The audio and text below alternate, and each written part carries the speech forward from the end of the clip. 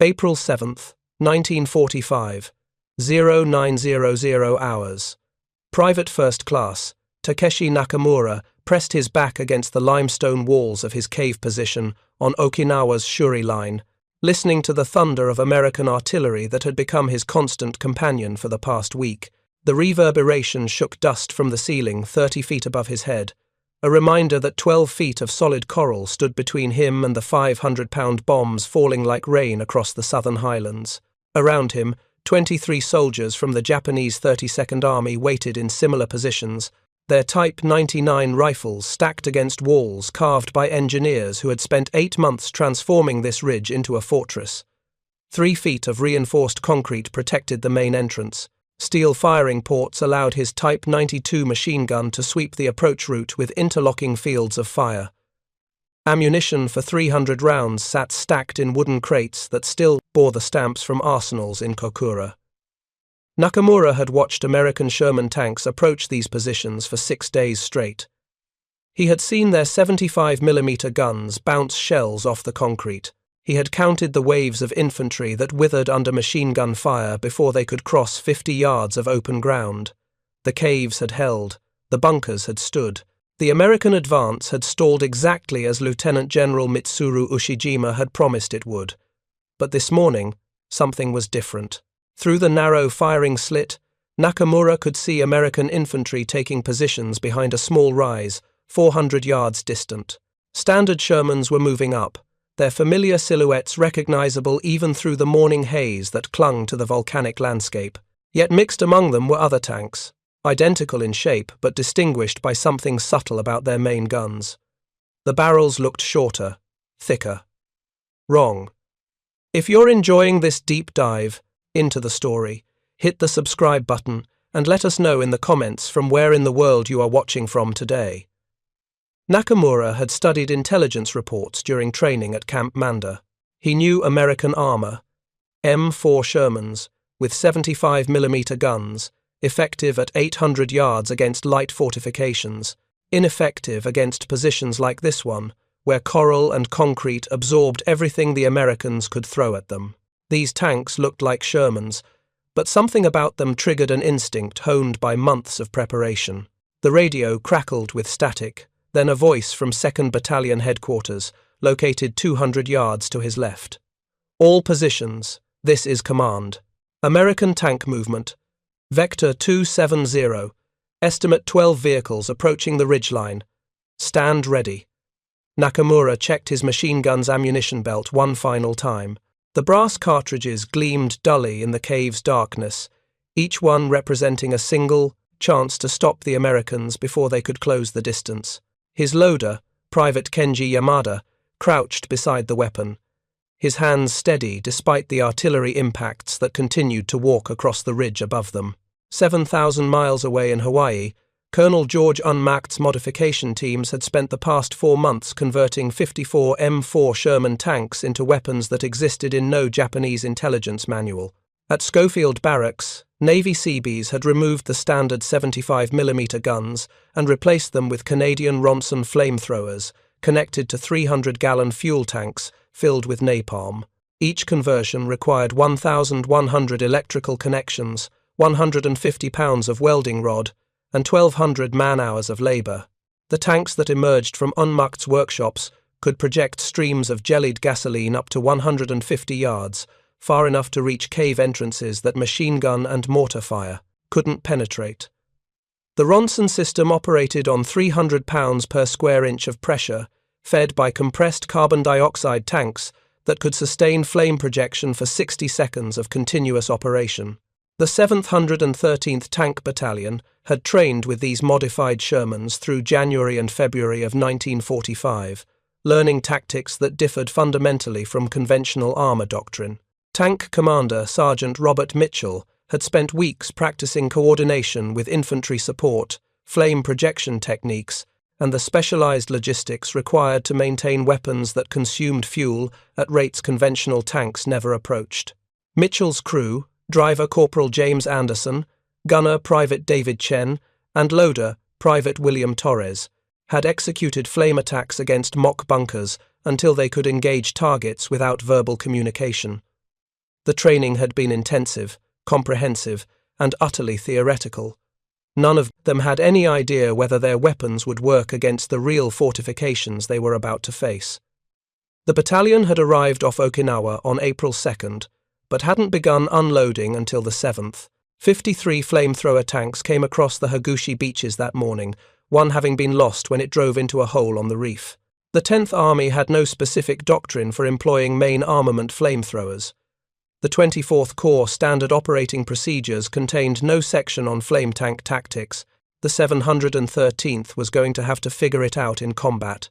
Lieutenant General Ushijima watched the American build-up from his command bunker deep beneath Shuri Castle, receiving radio reports from forward observers positioned throughout the defensive network. His 32nd Army had spent nearly a year preparing these positions, excavating hundreds of caves and bunkers that honeycombed the limestone hills of southern Okinawa. The defensive system was designed to bleed the Americans white, buying time for the homeland's preparation even if Okinawa itself was lost. Ushijima's strategy represented a fundamental shift from earlier Japanese Pacific defenses. Instead of defending at the beaches, where naval gunfire and airstrikes could devastate exposed positions, his forces had withdrawn into the interior, into caves and tunnels that could withstand direct hits from 16-inch naval guns. The Americans would have to dig them out, one position at a time, paying in blood for every yard of coral and limestone. The Shuri line stretched east to west across the island's narrow waist, anchored on a series of ridges and escarpments that commanded perfect fields of fire. Behind the first defensive line lay a second, then a third, each prepared with artillery pre-registered on every approach route.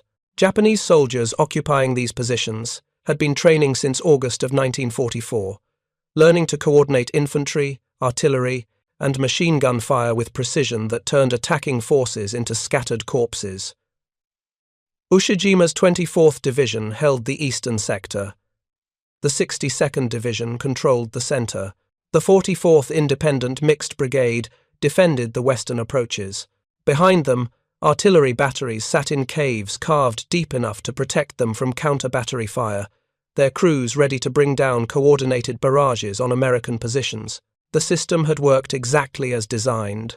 For 6 days, American attacks had shattered against these defenses, leaving hundreds of casualties scattered across the approaches to positions that remained intact and operational. The caves absorbed artillery, the concrete deflected tank fire, the interlocking machine gun nests cut down infantry before they could close to grenade-throwing distance. But Ushijima's intelligence officers had noticed something troubling in the morning's observation reports. American tanks that didn't match known specifications. Modifications to turret assemblies that suggested new weapon systems. Movement patterns that indicated specialized tactical roles. The reports were fragmentary, uncertain, contradictory, yet they hinted at something the 32nd Army's defensive planning hadn't anticipated. Back on the ridgeline, Sergeant Mitchell's flame tank rolled into position 400 yards from Nakamura's cave entrance. The M4's diesel engine rumbled at idle, its 37 tons settling into the volcanic soil with the weight of machinery designed to survive combat. Anderson kept the transmission engaged, ready to move on Mitchell's command. Chen monitored the flame projection system, watching pressure gauges that indicated operational readiness. Torres double-checked the fuel tank connections, verifying that 300 gallons of napalm were ready to flow through the Ronson system. Mitchell studied the target through his periscope, identifying the concrete reinforcements around the cave entrance, the steel firing ports that allowed Japanese defenders to engage attackers, the approach routes that would bring his tank within effective flame range. Intelligence had briefed them on Japanese defensive tactics, machine guns positioned to create overlapping fields of fire, artillery pre-registered on likely tank approaches, infantry trained to conduct suicide attacks with magnetic mines and satchel charges. The doctrine they had developed during training emphasized coordination with infantry and conventional armor. Standard Shermans would provide covering fire while flame tanks advanced to effective range. Infantry would suppress Japanese positions and prevent close assault. The flame tanks themselves would engage bunkers and caves that conventional weapons couldn't neutralize, then withdraw to covered positions for refueling. Theory was about to meet reality. And reality on Okinawa had a way of destroying theories. At 0945, Mitchell gave the order to advance. Anderson pushed the throttle forward, feeling the Sherman's engine respond with power that moved 37 tons across terrain cratered by weeks of bombardment. The tank rolled toward the ridgeline, covering ground at speeds that balanced tactical necessity against the need to present a difficult target for Japanese anti-tank weapons. Nakamura watched the strange Sherman approach through his firing slit, his finger resting on the machine gun's trigger. 300 yards. Standard doctrine called for engaging tanks at this range, concentrating fire on vision slits and track assemblies to disable mobility and blind the crew. But something made him hesitate. The tank's profile was wrong. Its movement was deliberate, cautious, as if the crew knew they were entering a kill zone and didn't care. 200 yards. Nakamura could see other American tanks providing overwatch from positions farther back, their 75mm guns trained on Japanese positions along the ridge. Infantry was moving up behind the lead tank, using cover, coordinating their advance with practiced efficiency. This wasn't the disorganized American assault he had been taught to expect. This was professional, coordinated, dangerous. 100 yards. Close enough to see details through the firing slit. The tank's main gun was definitely modified, its barrel wider than standard Sherman armament, its mounting suggesting specialized equipment.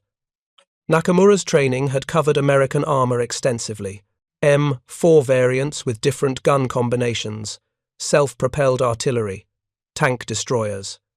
But nothing in his intelligence briefings had prepared him for what he was looking at. 75 yards from the cave entrance, Mitchell ordered Chen to prepare for flame projection. The gunner activated the ignition system, feeling the pilot light flicker to life, fed by a separate propane supply that ensured reliable flame generation under combat conditions. The pressure gauge indicated 300 pounds per square inch, optimal for maximum range and penetration. The fuel valve was open, ready to deliver napalm to the projection nozzle on Mitchell's command. Nakamura squeezed the trigger. His Type 92 machine gun erupted, its 7.7mm rounds tracking toward the approaching Sherman's hull. The bullets struck armor plate designed to deflect small arms fire, creating sparks that illuminated the morning haze but failing to penetrate.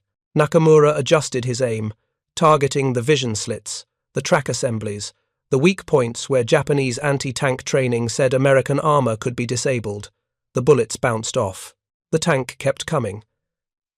50 yards from the cave entrance, Mitchell gave the order.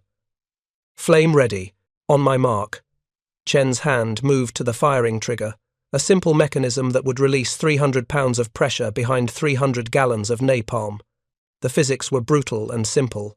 Jellied gasoline, thickened with aluminum salts, to create a substance that burned longer and stuck to surfaces more effectively than raw fuel, would arc across 50 yards of volcanic terrain before striking the cave entrance with temperatures exceeding 2,000 degrees Fahrenheit.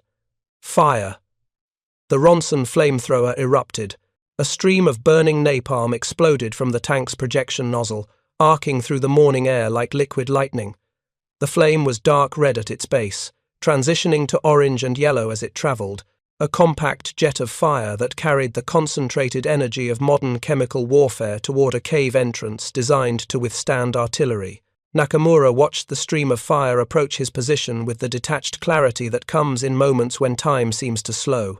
His brain processed the information, compared it to his training, searched for tactical responses, and found nothing.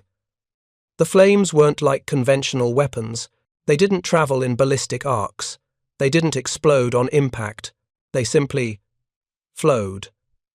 The napalm struck the firing port with devastating precision. Instead of splashing off the concrete, the jellied fuel poured through the 18-inch opening, flowing like burning water into the cave's interior. The aluminum salts that thickened the gasoline caused it to adhere to every surface it touched, coating limestone walls, wooden ammunition crates, and human flesh with equal efficiency. The cave's interior temperature reached 2,000 degrees Fahrenheit in less than 3 seconds. The reinforced concrete that had protected Nakamura from artillery shells became a furnace that trapped superheated air and toxic gases. His lungs seared as he tried to draw breath. The ammunition crates ignited, adding their own contribution to the inferno. The machine gun, capable of cutting down infantry at 200 yards, became useless metal in a chamber filled with flames that would burn for the next 6 hours. Nakamura died within 5 seconds, along with the 23 soldiers who had occupied the cave with him. The position that intelligence had designated as a primary strongpoint, the bunker that had held off American attacks for 6 days, fell silent. No more machine gun fire, no more coordinated defense, just the roar of flames consuming everything in their path. Mitchell watched through his periscope as the cave erupted in fire. The napalm continued to burn, fed by the cave's contents, creating a pillar of black smoke that rose 300 feet above the ridgeline. The tank's flame projector had delivered 12 gallons of fuel in an 8-second burst, consuming 4% of the vehicle's total capacity to eliminate a position that conventional weapons had failed to neutralize. "Target destroyed," Mitchell reported over the radio, moving to next objective. The 713th Tank Battalion had just introduced the Japanese 32nd Army to a form of warfare that existed in no defensive manual, and Okinawa's southern highlands were about to become a laboratory where American engineering collided with Japanese fortification doctrine, with results that would reshape Pacific theater tactics for the remainder of the war. Captain Yoshiro Tanaka stood in the command post of the 62nd Division's 3rd Battalion, 200 yards east of the position that had just fallen silent. He had been monitoring radio traffic when Nakamura's machine gun stopped firing. The sudden absence of sound was more alarming than any explosion could have been. Positions didn't just go quiet on Okinawa. They fought until the Americans overran them, until ammunition ran out, until the last defender fell. But this silence was different, complete, final. Through his field glasses, Tanaka could see black smoke rising from the cave entrance, flames still visible through the firing ports that had been designed to protect, not to admit. The American tank that had approached the position was already moving toward the next target, a bunker complex housing 2nd Squad's anti-tank gun position. Tanaka grabbed his radio handset. "All units, this is Battalion Command. Enemy has deployed new weapon system. Appears to be flame projection from tank chassis. Extreme range, possibly 100 meters or more. Cave positions are vulnerable. Request immediate tactical guidance from division." The response came back within 30 seconds, but it offered no solutions. Division headquarters had no doctrine for countering mechanized flamethrowers, no tactics, no countermeasures. The defensive system that Lieutenant General Ushijima had spent 8 months constructing assumed that caves and bunkers would provide protection from American firepower. That assumption had just been destroyed in 8 seconds of flame. Sergeant Mitchell's tank approached the second target, a reinforced bunker housing a 47mm anti-tank gun that commanded the main approach route to the ridge. The position was constructed with 5 feet of reinforced concrete on all sides, with steel plates protecting the gun embrasure. Conventional tank fire had bounced off this structure for 2 days. Infantry assaults had been cut down by interlocking machine gun fire from supporting positions. The bunker represented everything that made Okinawa's defenses effective. Solid construction, perfect fields of fire, mutual support from adjacent positions. Corporal Hideaki Sato commanded the anti-tank gun crew inside the bunker, 3 men who had trained together since the previous summer. They had engaged American Shermans during earlier attacks, scoring hits that damaged tracks and disabled vision equipment. The 47mm gun could penetrate Sherman armor at optimal ranges, making this position a critical node in the defensive network. Sato watched Mitchell's tank approach, calculating range and deflection for a shot that would disable the American vehicle before it could close to effective. Range: 400 yards, too far for a guaranteed hit, especially against a moving target. 300 yards, better, but the angle wasn't optimal. 200 yards, perfect. Sato gave the order to fire. The 47mm gun erupted, its armor-piercing shell tracking toward Mitchell's Sherman with velocity that turned steel into a blur. The round struck the tank's frontal armor at an angle that should have penetrated, should have disabled the vehicle, should have stopped the American advance exactly as Japanese anti-tank doctrine predicted. The shell bounced off. The Sherman kept coming. If you're enjoying this deep dive into the story, hit the subscribe button and let us know in the comments from where in the world you are watching from today. Sato's mind raced through the variables. Wrong ammunition? No, they were using armor-piercing rounds specifically designed for tank engagement. Poor angle? The deflection was within acceptable parameters. Defective? Shell? Possible, but unlikely given the quality control at Japanese arsenals. The tank's armor was simply too thick, too well-angled, too resistant to weapons that had been effective against earlier American vehicles. At 100 yards, Mitchell ordered Chen to engage. The Ronson flamethrower spat its stream of napalm across the distance, the jellied fuel maintaining cohesion as it travelled, forming a compact jet that struck the gun embrasure with pinpoint accuracy. The napalm poured through the steel-protected opening, flowing into the bunker's interior, with the inevitability of liquid finding its level. Sato felt the temperature spike before he understood what was happening. The napalm coated the gun, the ammunition stored beside it, and the 3 men who had been trained to defend this position to the death. The aluminum-thickened gasoline adhered to skin and uniform fabric, burning with intensity that consumed oxygen faster than lungs could draw breath. The concrete walls that had protected them from American artillery became an oven that trapped heat and toxic gases. The 47mm gun that had been positioned to destroy American armor fell silent. The crew died without time to evacuate, without time to understand what weapon had killed them. The bunker that had held off attacks for 48 hours was neutralized in 10 seconds of flame. Mitchell's radio crackled with updates from other flame tanks operating along the ridgeline. Lieutenant Morrison's tank had eliminated a machine gun nest on the western slope. Sergeant Collins reported destroying a mortar position that had been directing fire against American infantry. Corporal Davis's crew had burned out a cave complex housing a forward observation post that had been coordinating Japanese artillery. The 713th Tank Battalion was systematically dismantling Ushijima's defensive network, one position at a time, using weapons that Japanese defenders had no training to counter.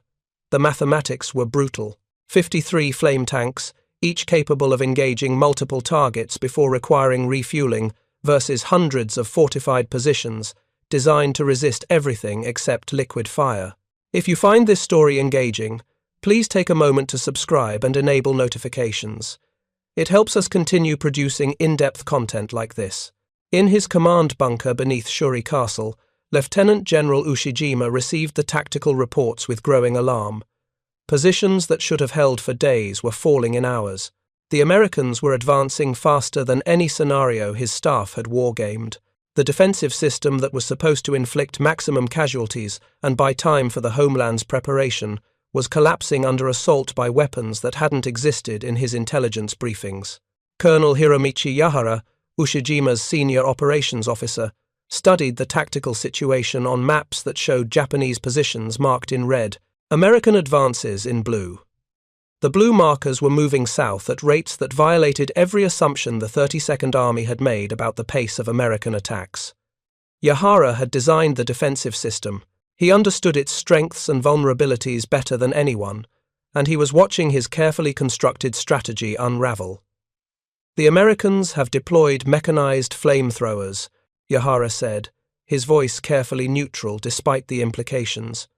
Tank-mounted systems with range exceeding 100 meters. Our cave positions offer no protection. Concrete bunkers are equally vulnerable. The interlocking fields of fire that made our positions effective cannot engage targets that can burn defenders out from beyond machine gun range. Ushijima listened without interruption, his face betraying nothing of the calculations running through his mind. The 32nd Army had been tasked with delaying the American advance long enough to allow homeland defenses to prepare for the inevitable invasion. Every day Okinawa held out was another day for Japan to fortify Kyushu, to train militia units, to stockpile weapons and ammunition.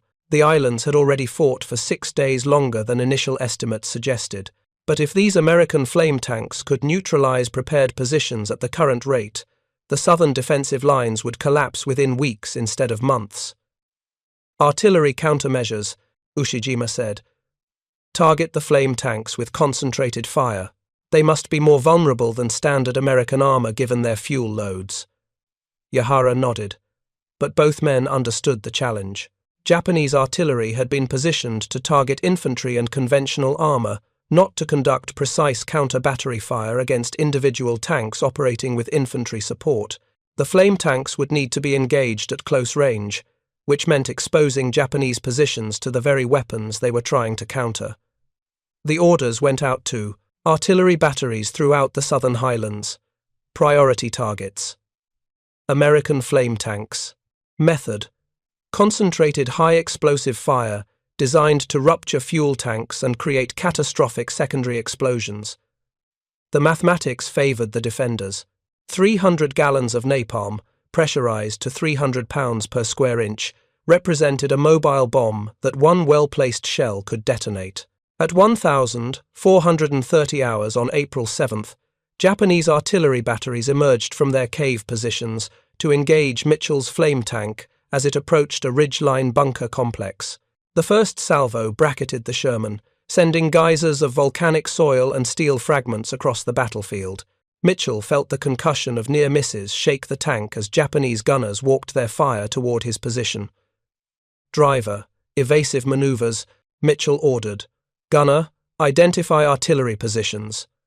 Anderson executed the textbook response, varying speed and direction to complicate Japanese targeting solutions.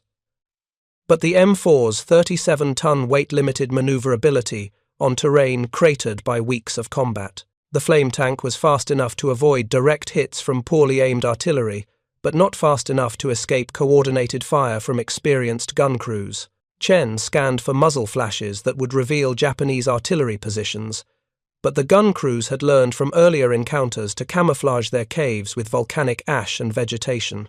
The Sherman's armor could deflect small arms fire and shell fragments, but direct hits from 75mm or larger artillery would penetrate the hull and ignite the napalm stored inside. The vulnerability of flame tanks to artillery fire had been identified during training exercises at Schofield Barracks, but combat conditions proved more challenging than simulations could anticipate. Tank crews operating under fire faced the constant threat of catastrophic fuel explosion, creating psychological stress that training had not adequately addressed. The knowledge that a single penetrating hit would transform their vehicle into a fireball affected crew performance in ways that became apparent only under actual combat conditions. At 1,445, Japanese artillery scored a direct hit on the flame tank commanded by Sergeant William Peters. The 105mm high-explosive shell penetrated the Sherman's side armor and detonated inside the fuel compartment, igniting 300 gallons of napalm in a fireball that rose 400 feet above the volcanic landscape. The explosion was visible from ships offshore, creating a mushroom cloud that marked the destruction of 1/53rd of the 713th Battalion's combat strength. Peters and his crew, driver Private Thomas Howard, gunner Corporal Michael Rodriguez, and loader Private Daniel Kim, died instantly, vaporized by temperatures that exceeded 3,000 degrees Fahrenheit. The wreckage burned for the next 2 hours, fed by napalm that had been designed to destroy Japanese positions but now consumed American lives. Mitchell watched the explosion from 300 yards away, understanding immediately what had happened and what it meant. The flame tanks that had seemed invincible during their initial success were vulnerable to enemy countermeasures. Japanese artillery had learned to target the modified Shermans, focusing fire on vehicles that represented catastrophic losses when destroyed. The weapons that had been transforming the tactical situation on Okinawa were now at risk of being neutralized by defenders who adapted faster than American planners had anticipated. The psychological impact of Peters's death rippled through the remaining tank crews, who understood that their vehicles could be transformed into crematoriums by single, well-placed artillery shells. The loss represented more than the destruction of equipment and the death of 4 men. It demonstrated that Japanese forces could counter the flame tanks through precision gunnery, that the advantage American forces had gained was temporary, that the battle for Okinawa would not be won through technological superiority alone. Captain Shoup coordinated with battalion headquarters to establish new tactical procedures for flame tank employment. The modified Shermans would operate in pairs, with one vehicle providing flame support, while the other maneuvered to covered positions. Conventional tanks would provide counter-battery fire against Japanese artillery. Infantry smoke teams would create visual concealment during flame tank approach phases. The coordination required between different unit types exceeded normal tactical complexity, forcing real-time adaptation to combat conditions that no training exercise had anticipated. The fuel supply crisis emerged as a secondary problem that threatened to limit flame tank operations even without combat losses. Each vehicle consumed an average of 60 gallons of napalm per hour during active operations, exhausting its 300-gallon capacity within 5 hours of sustained combat. The logistics train required to maintain fuel supplies exceeded the capacity of existing beach support facilities, forcing engineers to establish forward fuel dumps under Japanese artillery fire. Technical specialists from the battalion's maintenance company worked under combat conditions to keep the flame tanks operational, performing repairs on systems that corroded under the chemical effects of napalm and the mechanical stress of high-pressure fuel delivery. The Ronson flamethrowers required constant maintenance due to wear on seals, valves, and pressure regulators that operated at tolerances conventional weapons never approached.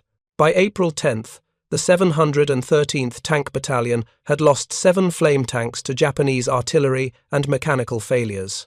46 vehicles remained operational, but the loss rate suggested that the battalion's combat effectiveness would be severely degraded within weeks unless tactics and maintenance procedures improved.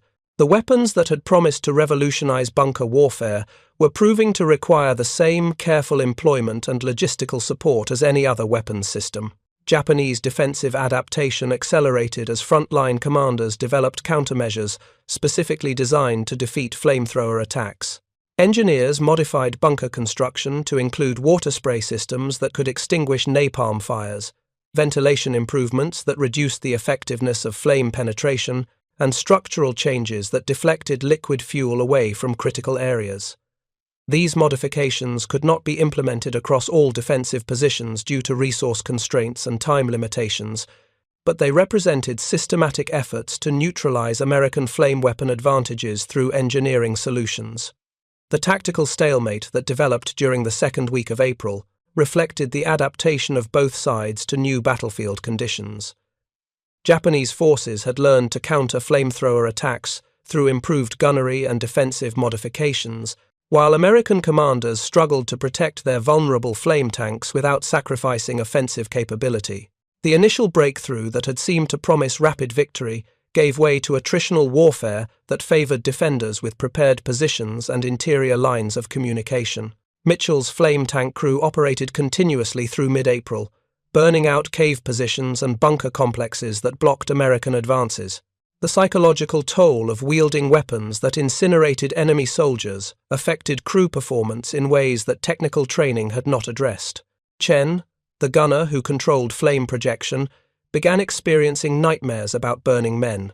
Torres, the loader who maintained fuel systems, developed nervous habits that suggested stress-related disorders. Anderson, the driver who maneuvered the tank into firing positions, showed signs of emotional withdrawal. The moral weight of using flamethrowers against human targets had been discussed during training, but abstract ethical considerations bore little relation to the concrete reality of watching men burn to death through a periscope sight. The crews who operated flame tanks understood that their weapons were extraordinarily effective at destroying enemy positions, but that effectiveness came at a psychological cost that would follow them long after the battle ended. Private First Class Masao Fujita occupied a cave position 300 yards south of the position where Nakamura had died. He had listened to radio reports of American flame tank attacks for the past week, hearing descriptions of weapons that turned concrete bunkers into furnaces, that killed defenders before they could evacuate, that seemed to violate every assumption Japanese defensive doctrine had made about protection and survivability. Fujita's position was similar to hundreds of others throughout the southern highlands. Limestone walls, reinforced concrete entrance, steel firing ports for machine guns, ammunition stockpiled for extended defense.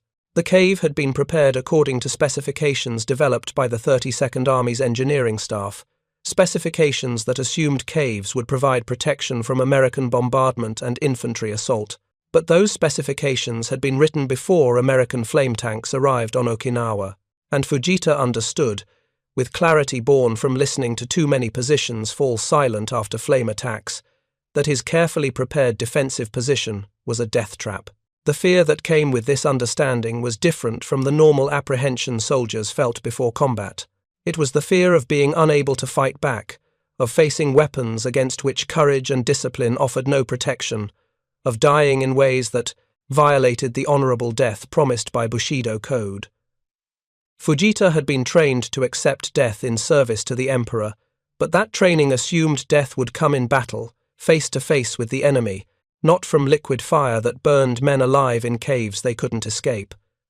On April 14th, Mitchell's flame tank approached Fujita's position.